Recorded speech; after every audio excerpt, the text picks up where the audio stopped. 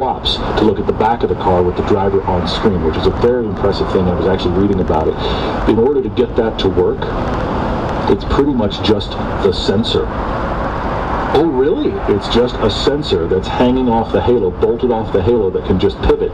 It doesn't record anything.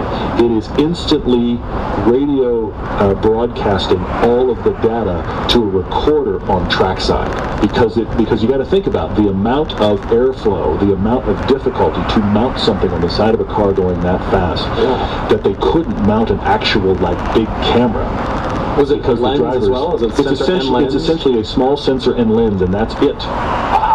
Mounted on the halo in order to get this shot. Very impressive. Very cool that they figured that out.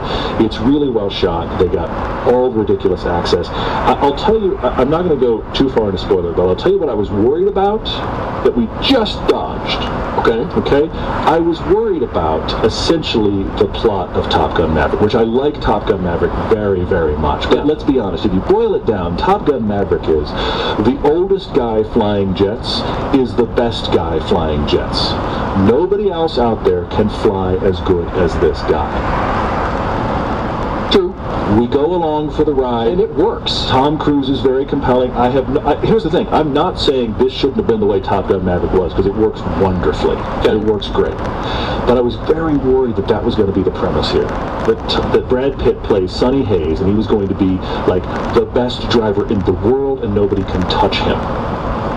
And what they did a good job with was making him a very good driver, who, because he's been doing it so long in so many kind of race series, he's very knowledgeable, and he has offbeat strategies. I don't know if you notice, there's one moment in the film where he's actually Brad Pitt's doing an interview, right, a post-race interview, and Alonso walks up behind him and just smacks him on the shoulder, and they just have an eye contact moment and a smile.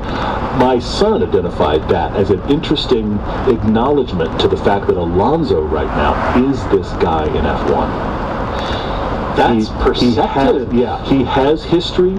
He is a race winner. In Alonso's case, he's an actual Formula One champion.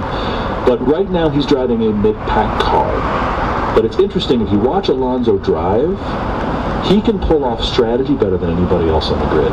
If you give him something to do, block that car, chase that car, create a situation, Alonso can do it at a level that nobody else can. Why? He's been driving for 20 years in F1. Yeah. He just can execute strategy at a level that everybody else is going, I don't understand, if Alonso's just done it.